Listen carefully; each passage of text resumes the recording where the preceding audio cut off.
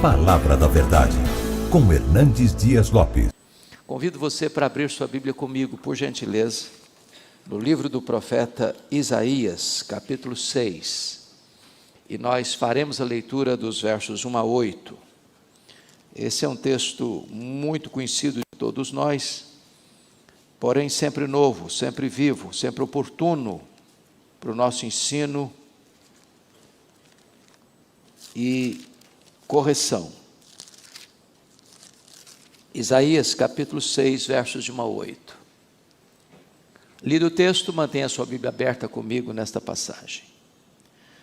No ano da morte do rei Uzias, eu vi o Senhor, assentado sobre um alto e sublime trono, e as abas de suas vestes enchiam o templo. Serafins estavam por cima dele, cada um tinha 6 asas, com 2 cobria o rosto, com 2 cobria os seus pés, e com 2 voava. E clamavam uns para os outros, dizendo: Santo, Santo, Santo é o Senhor dos exércitos, toda a terra está cheia da sua glória. As bases do limiar se moveram à voz do que clamava, e a casa se encheu de fumaça. Então disse eu: ai de mim, estou perdido, porque sou homem de lábios impuros, habito no meio de um povo de impuros lábios, e os meus olhos viram o Rei, o Senhor dos exércitos. Então um dos serafins voou para mim, trazendo na mão uma brasa viva que tirara do altar com uma tenaz, e com a brasa tocou a minha boca e disse: eis que ela tocou os teus lábios, a tua iniquidade foi tirada e perdoado o teu pecado.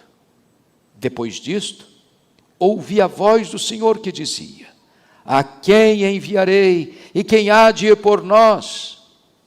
Disse eu: eis-me aqui, envia-me a mim. Amém. Meus amados, o profeta Isaías, conhecido como profeta palaciano, ou também o profeta evangélico, está vivendo num dos tempos mais difíceis da sua nação, de uma crise aguda, agônica, endêmica e sistêmica. O contexto é da morte de um dos mais importantes monarcas que governaram Judá.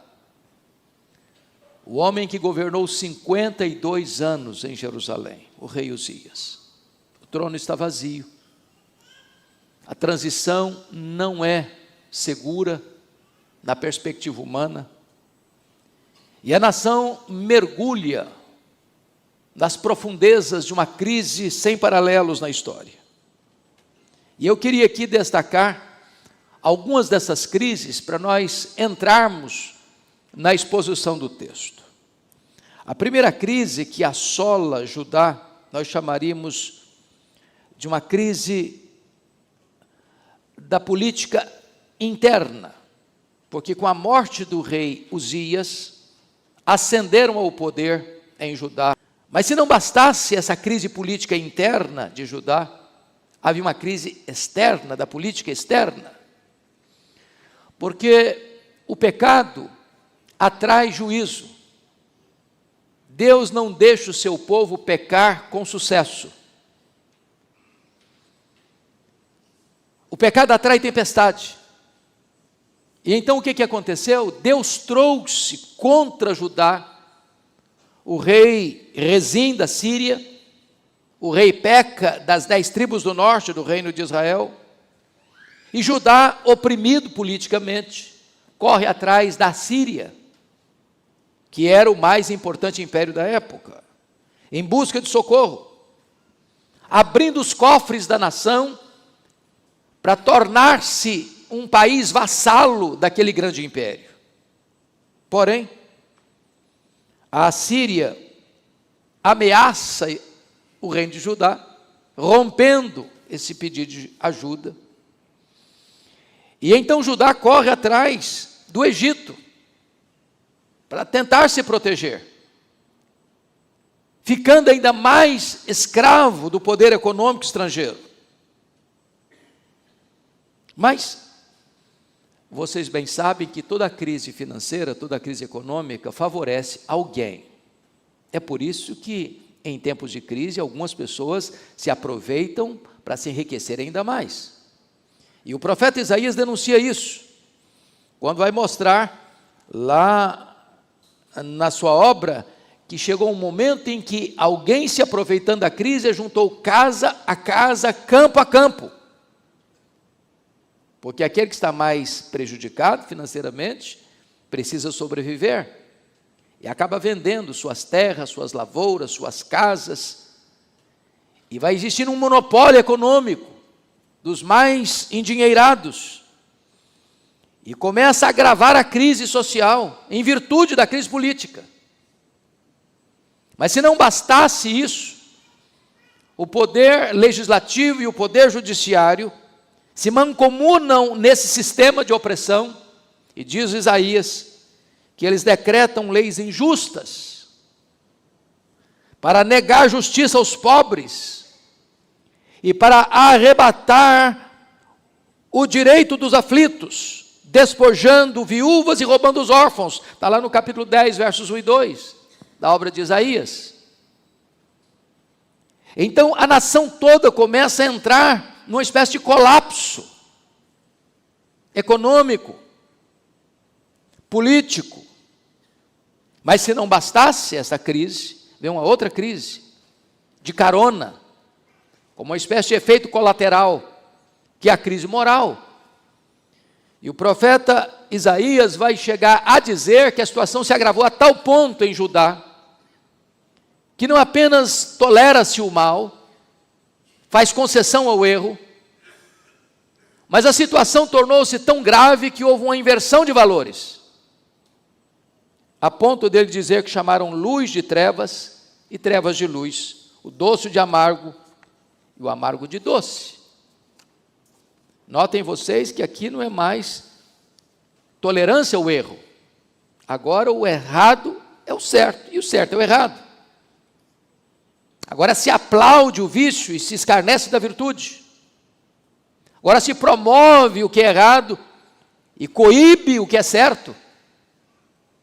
A nação está pelas avessas. E Judá vai cair por causa dos seus pecados. E todos os grandes reinos e impérios e nações do mundo caíram por causa dos seus pecados. O pecado é o opróbrio das nações, diz a Bíblia. Mas se não bastasse essa crise moral, meus irmãos, vem a última crise, que é a crise espiritual. É consequência natural. As coisas estão conectadas.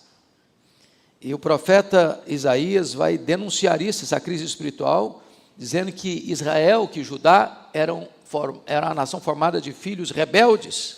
E no capítulo 1, ele vai usar uma linguagem muito pesada, dizendo que até o boi conhece o seu dono. Um animal irracional tinha mais afinidade com o seu dono do que os filhos de Judá tinham com Deus.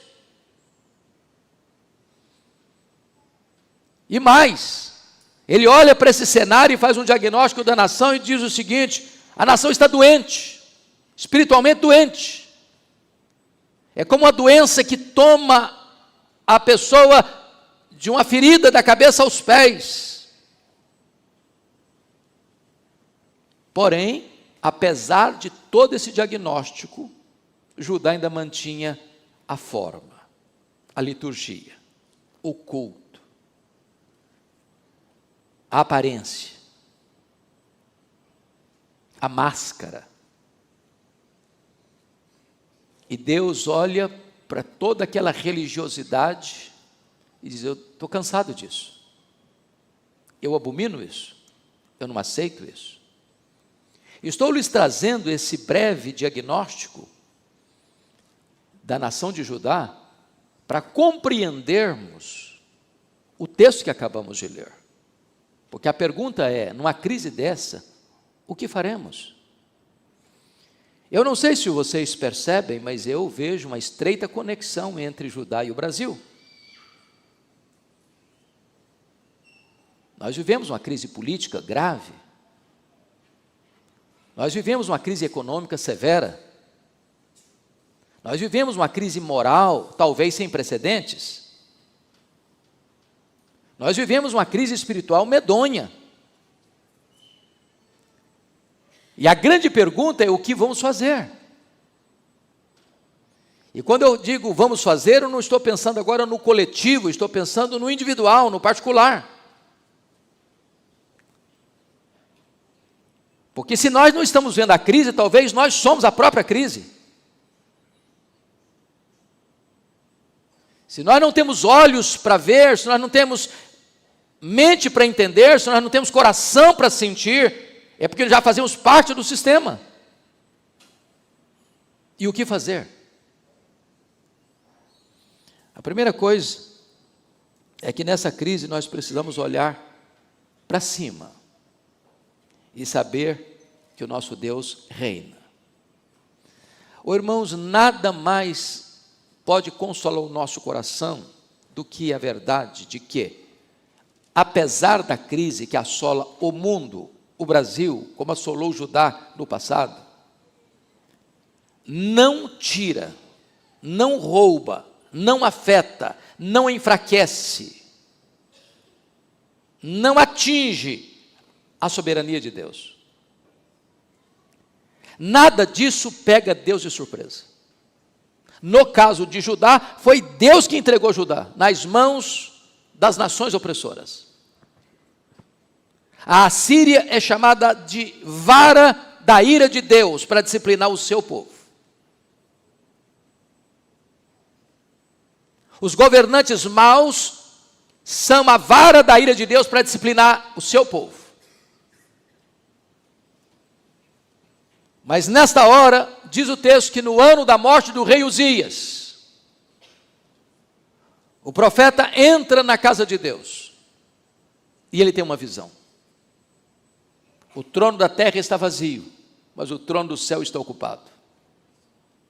No trono da terra tem luto.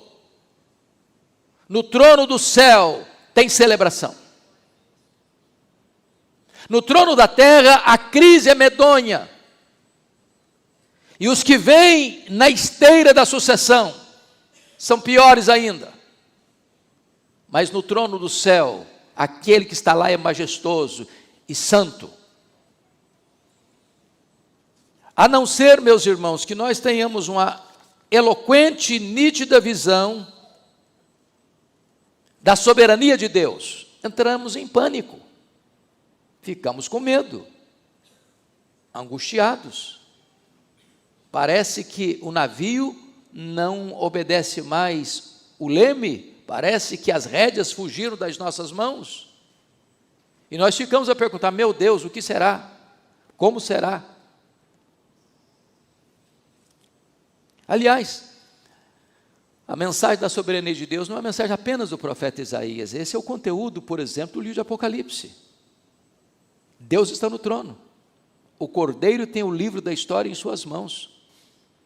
E a história não está sem rumo. E a história não está dando volta, como pensavam os gregos. A história caminha para uma consumação. E a vitória retumbante é de Cristo e do seu povo. Mais do que entender que Deus é soberano, precisamos compreender quem Ele é, em seu ser. Porque a mensagem dos seres angelicais, os serafins, é proclamar: santo, santo, santo é o Senhor, Deus dos exércitos, toda a terra está cheia da sua glória. Isso tem uma implicação para nós. Quando você diz, por exemplo, santo, você define quem Ele é. Quando você diz santo, santo, você enfatiza quem Ele é. Mas quando você diz santo, santo, santo, você coloca em grau superlativo. Só Ele é santo. Isso significa que Ele não tolera o mal, que Ele não faz vistas grossas ao pecado, que Ele não se acostuma com a rebelião, ou a rebeldia, ou a dureza de coração do seu povo. E é curioso que esses seres adoradores têm 6 asas, é uma linguagem figurada, obviamente, e eles usam 4 asas para adorar e 2 asas para servir.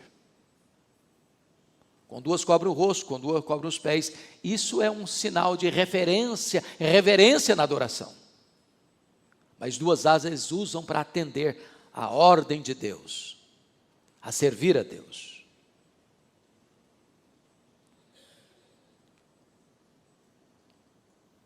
E eles estão proclamando quem Deus é, e eles estão proclamando o que Deus faz. Quem Deus é, Ele é santo. Santo, santo. E o que Ele faz? Ele é o Senhor dos exércitos. Sabe o que significa isso? Ele comanda todos os seres celestiais. Ele tem o controle de todas as hostes celestiais. Sabe o que significa isso? Significa que esse Deus é o Deus que luta as nossas batalhas, que guerreia as nossas guerras, e que faz por nós o que nós não podemos fazer.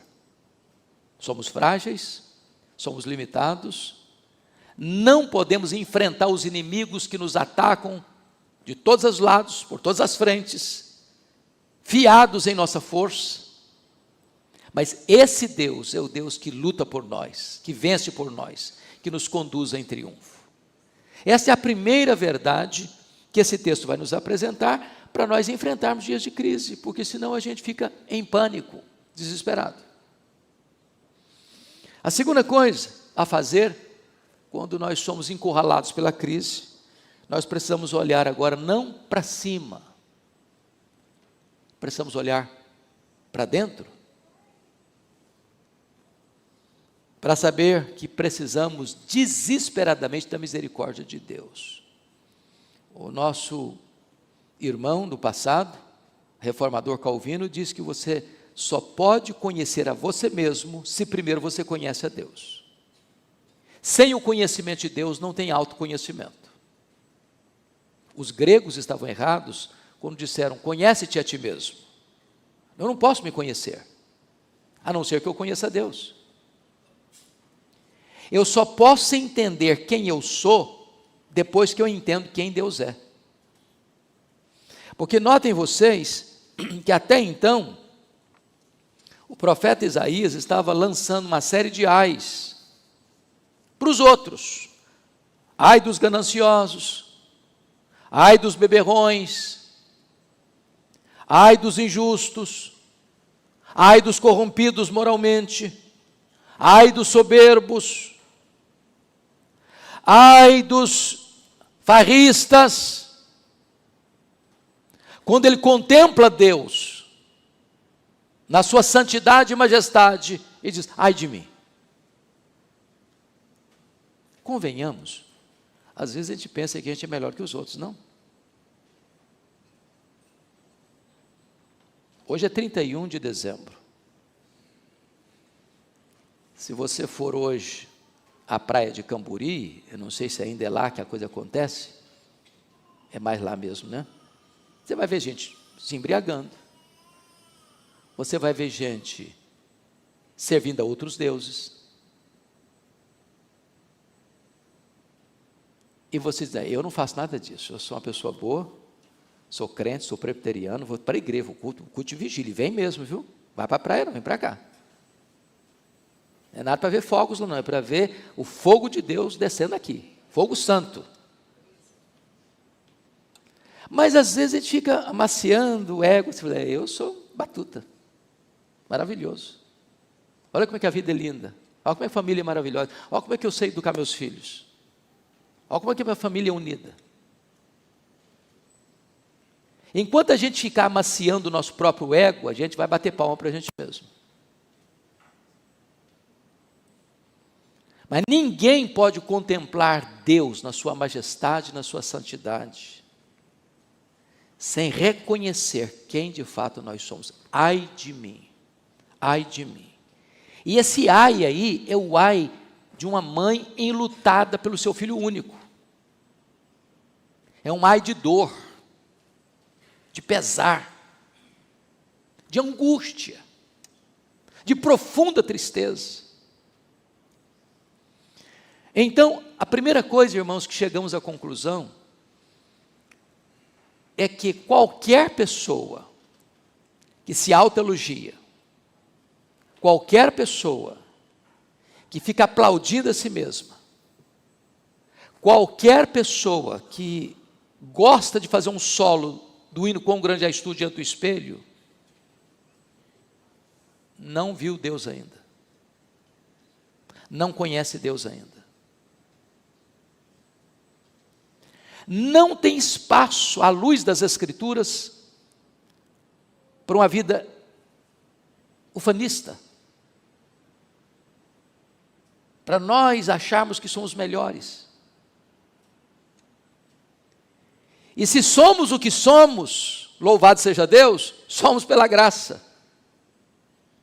Se não estamos nos embriagando em 31 de dezembro, se não estamos adorando outros deuses em 31 de dezembro, se não estamos fazendo compromissos com ídolos pagãos em 31 de dezembro, não é porque somos melhores, não, é porque a graça de Deus nos alcançou.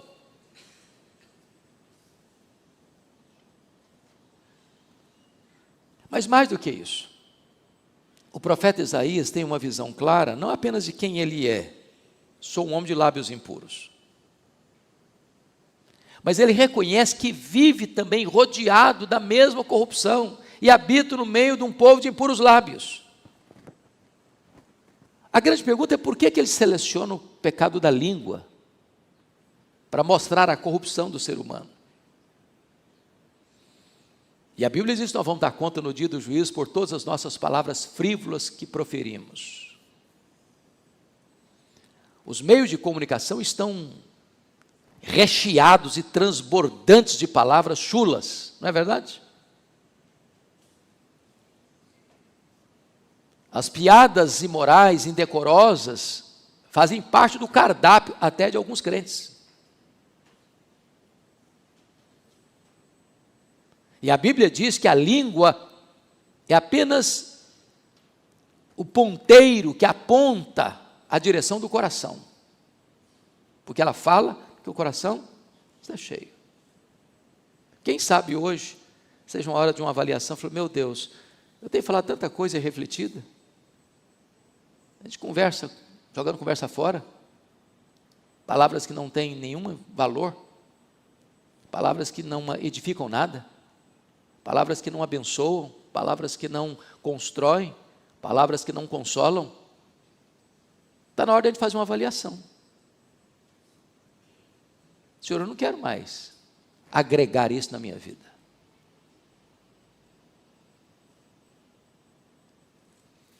Mas notem mais, este homem tem uma visão muito clara da graça perdoadora de Deus, porque nos versos 6 e 7, está escrito, então dos serafins voou para mim, trazendo na mão uma brasa viva que tirara do altar com a tenaz, e com a brasa tocou a minha boca e disse, eis que ela tocou os teus lábios, a tua iniquidade foi tirada e perdoado o teu pecado. Precisamos de uma brasa que toque os nossos lábios, que limpe o nosso linguajar, que depure as nossas palavras, que restaure a comunicação saudável.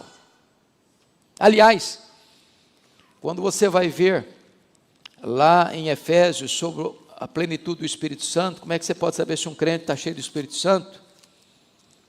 É curioso que o apóstolo Paulo vai traçar uma linha clara para mostrar que uma pessoa cheia do Espírito Santo, ela tem uma comunicação diferente. Se não, vejamos. Está escrito aí, e não vos embriagueis com vinho no qual há dissolução, mas enchei-vos do Espírito, falando entre vós, com salmos. Entre vós é comunhão. A comunicação entre nós precisa ser regada pelo Espírito Santo de Deus, de uma língua que foi tocada pela brasa de Deus, de lábios que foram purificados por Deus. E mais, ele diz, entoando e louvando de coração ao Senhor. Agora não é mais na horizontal, agora é na vertical. Se você está cheio do Espírito Santo, a sua comunicação com seus irmãos é diferente, a sua adoração é diferente. E mais, olha o versículo 20, dando sempre graças por tudo a nosso Deus e Pai, em nome de nosso Senhor Jesus Cristo. Ou seja, em vez de murmuração, de reclamação, de palavras, às vezes até ofensivas a Deus, você está dando graças por tudo. E por tudo, preste atenção, não é tudo. Porque, não sei se o irmão leu, surgiu há algumas décadas um livro sobre louvor incondicional, onde a pessoa dizia que você tem que dar graças por tudo. E por tudo que Paulo está falando aqui não é por tudo. E eu explico. Um pai e uma mãe não dá graças a Deus porque o filho se embriagou. Graças a Deus, meu filho encheu a cara hoje. Não, você não dá graças a Deus por isso, não.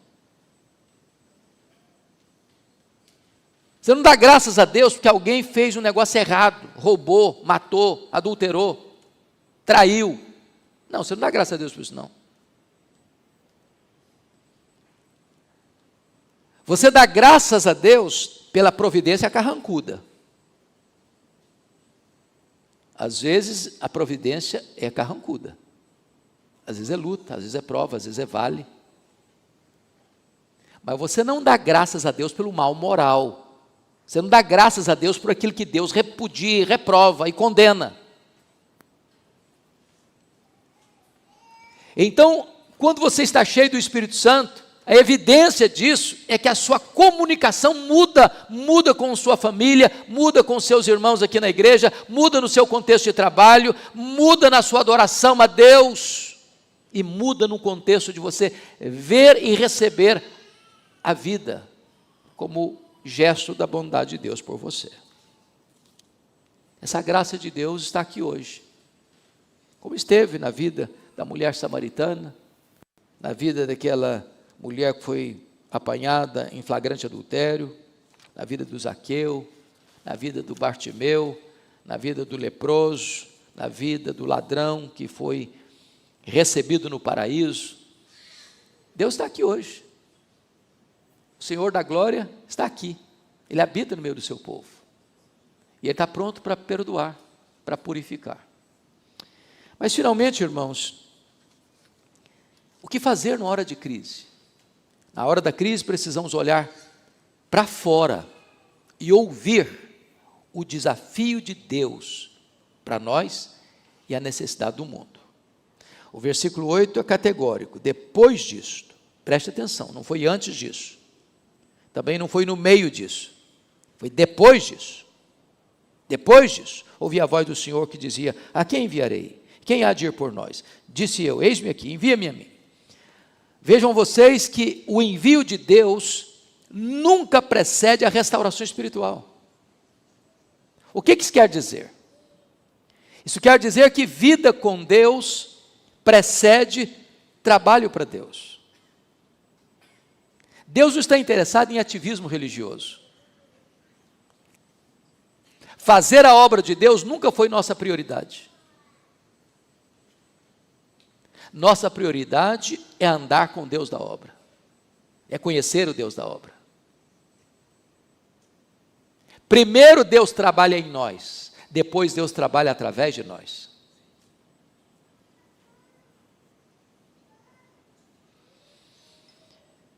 Então, só depois que Isaías viu a Deus e foi perdoado por Deus, é que ele consegue entender e ouvir o desafio de Deus para a sua vida. Agora, a quem esse apelo é endereçado? E o apelo está aí, com toda a clareza, no versículo 8: a quem enviarei? Quem há de ir por nós? Esse apelo é dirigido, irmãos, a todas as pessoas que viram a Deus e foram perdoadas por Deus.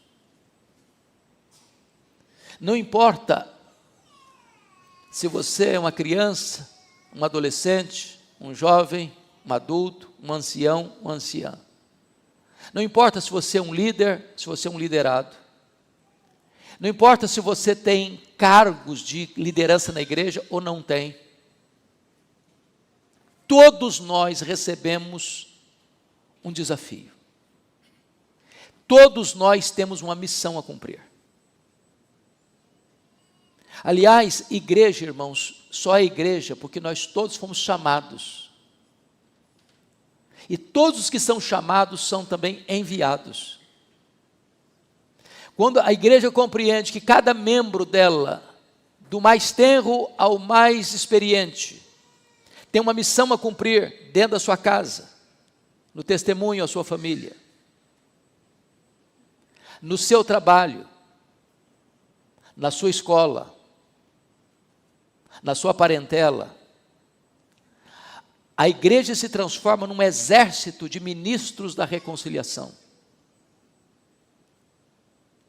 A igreja não é apenas aquela comunidade que se reúne uma ou duas ou três vezes na semana para cantar, para ouvir uma mensagem, para ofertar, para adorar a Deus. A igreja está presente, inserida nos mais diversos setores da sociedade, como sal, como luz, como perfume de Cristo, como ministro da reconciliação. Ela é uma agência missionária. O reverendo Ronaldo Lidório conta a história de uma das missionárias mais relevantes do norte do Brasil. E certa feita alguém chega para aquela mulher e pergunta assim: como é que foi a sua vocação? Ela disse: não recebi chamado nenhum não, só escutei uma ordem e eu a obedeci. A ordem já está dada. Indo, portanto, fazer discípulos de todas as nações. E de pregar o evangelho a toda criatura, e toda criatura começa dentro da sua casa. Começa com o apartamento do lado, da casa do lado.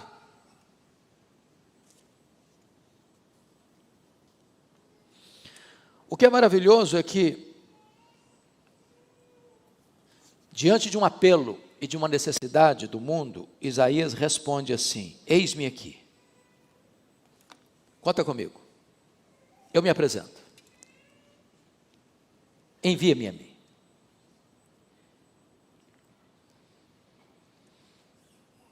Nós estamos no final de um ano difícil, no cenário mundial difícil. Nós estamos numa guerra de um país que invade o outro, a Rússia, invadindo a Ucrânia. Essa semana foi o ataque mais pesado desde o começo da guerra, com implicações seríssimas para o mundo todo. Nós estamos diante de uma guerra em Israel, de um grupo terrorista que ataca a nação, e agora tem o retorno disso, e as implicações são soleníssimas para o mundo inteiro. Nós estamos numa crise de uma agenda global, de cristofobia, de um ataque frontal aos valores cristãos no mundo todo, mormente no Ocidente.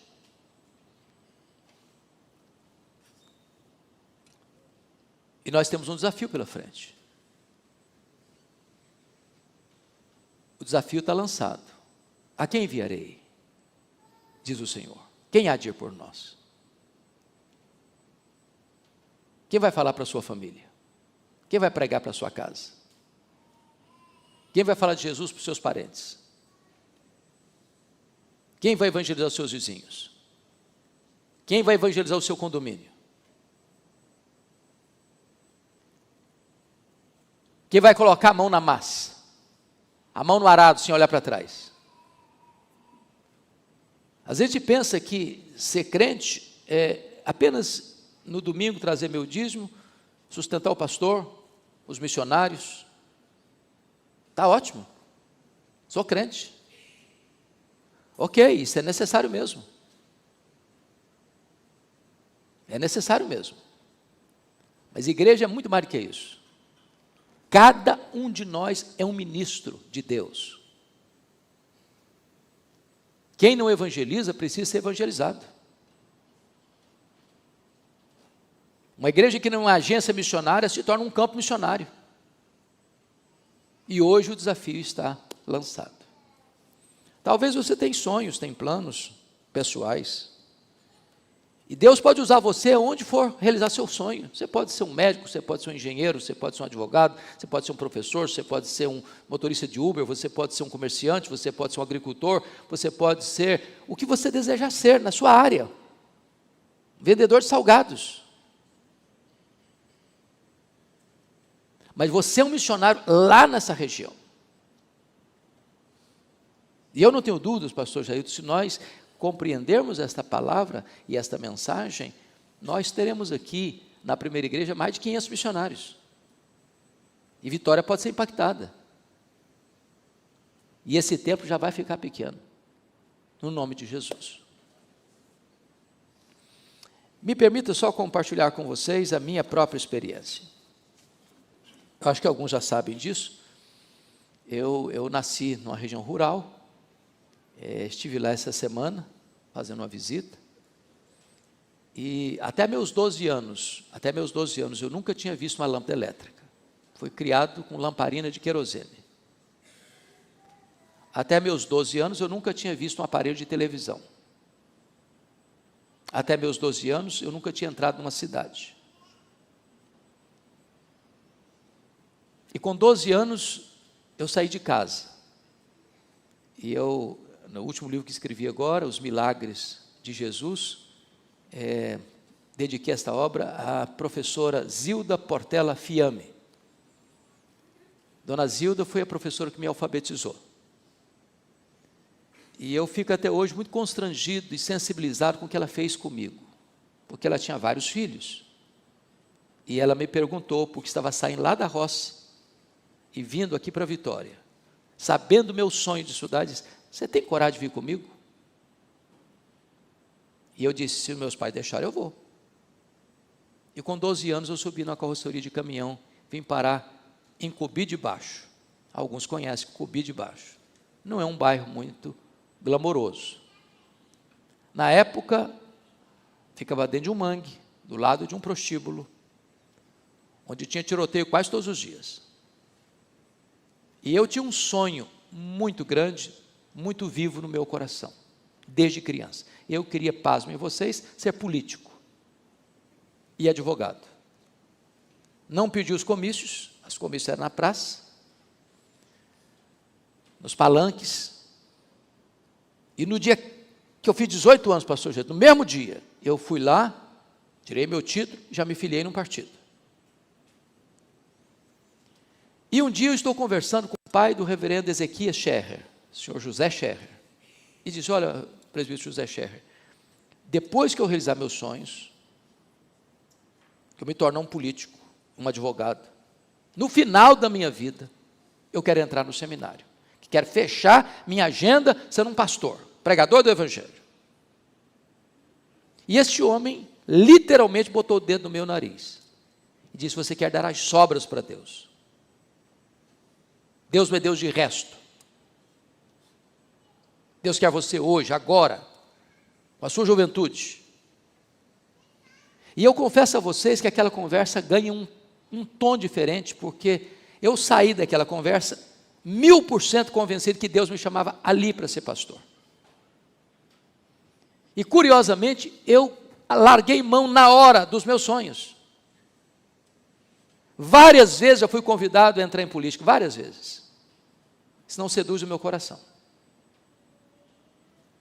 Porque eu atendi um chamado maior, uma convocação maior.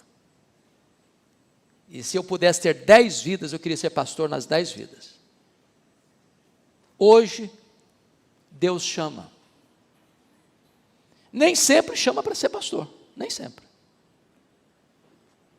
Mas não importa onde você trabalha, o campo onde você exerce a sua profissão, Deus chama você para ser uma testemunha lá. Quem sabe você possa dizer: eis-me aqui, Senhor, envia-me a mim. Que Deus os abençoe.